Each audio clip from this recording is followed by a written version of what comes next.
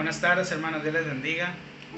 Qué gusto saludarles a cada uno de ustedes del grupo Radicales. Y aquí nada más pues trayendo una pequeña reflexión, un pequeño devocional en esta ya tarde. Hasta ahorita pues me tocó terminar de hacerlo, pero pues lo hago con todo mi corazón, lo hago con toda la fe, ¿verdad? Y nada, hermano, no es un tema extraordinario, no es un tema demasiado relevante para los que ya hemos creído en el Señor Jesús, para los que ya somos creyentes, ¿verdad? Sin embargo, he mirado la necesidad en este tiempo de compartir esta palabra para algún segmento del cristianismo, algún segmento de la hermandad, ¿verdad? Que necesitamos ser edificados fuertemente en esa área, y me refiero al área de ser creyentes y de creerle a la palabra de Dios, a esa área donde el libro de Efesios 5:17 dice: sean entendidos de la buena voluntad de Dios, ¿verdad? Pero cuando todavía no somos entendidos, hermanos, vamos a decirlo así, todavía la perfecta voluntad de Dios todavía no puede obrar en nuestras vidas. Todavía la perfecta voluntad de Dios la tenemos detenida para nosotros. Y déjame decirte lo que el Señor me dijo hace algunos días, y muy importante esta palabra, hermano. Me dijo el Señor: es importante, me dijo, que te convicciones de lo que te muestro. Esta palabra también es para ti. Es importante que te convicciones. Es importante porque lo que Dios nos muestra es algo que es sobrenatural, es algo que sobrepasa nuestro entendimiento humano, es algo que sobrepasa ese sentir humano que a veces tenemos, o un conocimiento más en nuestra mente. Pero la palabra nos empieza a mostrar cosas que pertenecen a Dios, que pertenecen a la vida y a la piedad de nuestro Dios. Entonces, esa palabra, que te convicciones de lo que Dios te muestra. Y en segundo lugar, es el ver es necesario. El poder ver es necesario. El libro de Hebreos capítulo 12, verso 1 y 2 dice que pongamos nuestros ojos en Cristo Jesús, el autor y consumador de nuestra fe.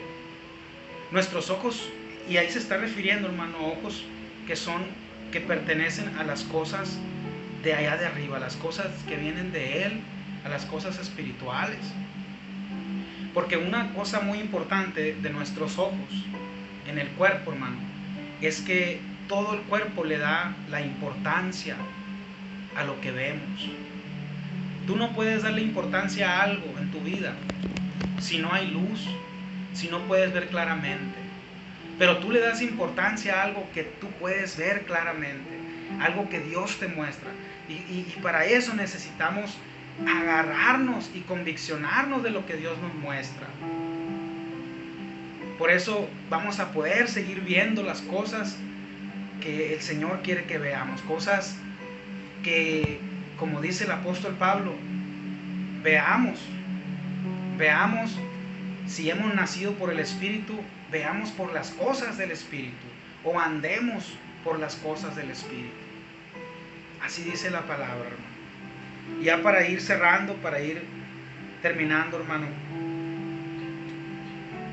tenemos que, para alcanzar las riquezas de Cristo, estas son de pleno entendimiento. Las riquezas de Cristo, hermano, no las vamos a alcanzar si no hay un pleno entendimiento en nosotros. ¿Y qué es pleno entendimiento, hermano?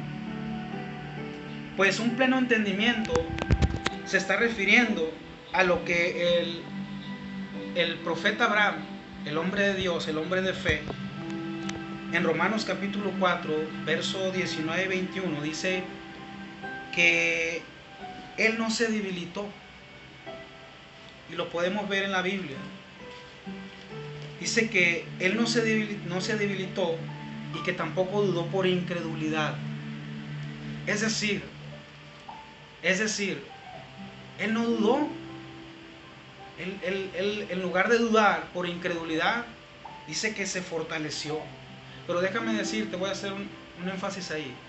Debilitar tu fe, hermano, a veces es hablar lo contrario a lo que la palabra dice. Es hablar a veces lo contrario a lo que tú ves, a lo que tú sientes, a lo que tú miras en tus circunstancias. Tú miras a lo mejor una enfermedad, tú miras a lo mejor los tiempos difíciles con la pandemia. Pero tú no debes, ni yo, no debemos hablar de acuerdo a las circunstancias. Tú y yo no debemos hablar de acuerdo a las enfermedades, ni a las preocupaciones, ni a las mortificaciones. Tú y yo tenemos que fortalecernos en fe, no debilitarnos, porque todo eso nos va a debilitar. El poner la mirada en los problemas, en las situaciones. Dice la palabra que tampoco dudó por incredulidad de la promesa de Dios. ¿Cuáles promesas hay de Dios para tu vida? ¿Cuáles promesas de Dios has atesorado en tu vida? Pues déjame decirte, esas promesas dependen de que tu fe se fortalezca día a día. De que tú, en lugar de tomar una actitud carente en tu vida, de queja, de duda, de reclamo, tú tomes una actitud de acuerdo a la promesa de Dios y declares con tu boca, porque en tu boca hay un poder que tú le delegas a Dios para que su perfecta voluntad esté en tu vida. Y a eso nos referimos cuando las promesas, cuando las riquezas de Cristo son de pleno entendimiento. ¿Cuáles son las riquezas de Cristo? Mencionando la salvación, las riquezas de Cristo, mencionando la sanidad para tu vida. Las riquezas de Cristo, mencionando la prosperidad, la bendición, mencionando que tú seas libertado, porque hay cosas en nuestra vida que todavía aún como cristianos carecemos. Pero Dios te quiere llevar a otro nivel, y es el nivel donde pasan aquellas cosas que Él ya te ha delegado en Cristo Jesús, que Él ya te ha dado por fe, que ya las has recibido por fe. Y es muy importante nuestra convicción. También dice que estaba plenamente convencido. Dice, sino que se fortaleció en fe dando gloria a Dios, estando plenamente convencido.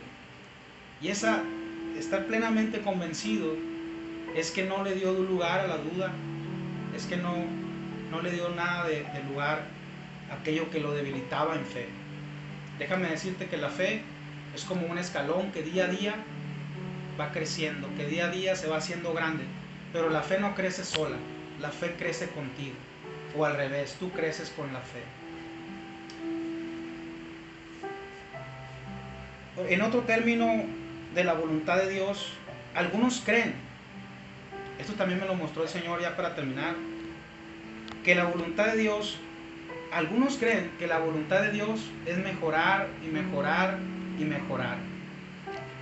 Pero sabes, cuando tú tienes una estufa vieja en tu casa y te da mucha lata, y a lo mejor solamente de una estufa grande, solamente un quemador te sirve, tú no tienes esperanza más que de agarrarte del único quemador que sirve de tu estufa.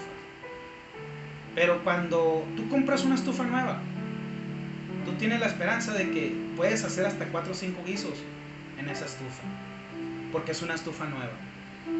Y así es como muchos a veces pensamos que la voluntad de Dios es mejorar, mejorar y mejorar, y no es así. La voluntad de Dios para tu vida, para mi vida, no es mejorar, es perfecta. La voluntad de Dios para tu vida, para mi vida, ya es perfecta.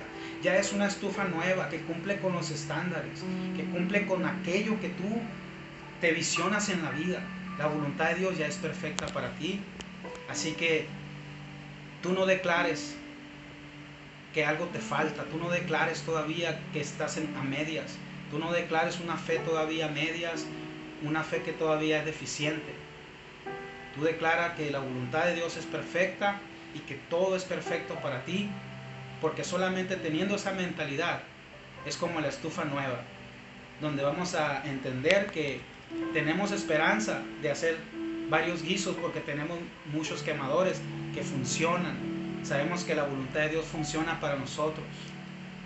Es de la misma manera, la voluntad de Dios funciona para ti y para mí, y ya es funcional, ya es perfecta. La palabra dice en Hebreos, en el libro de Romanos 12, dice que la voluntad de Dios ya es agradable, buena, agradable y perfecta.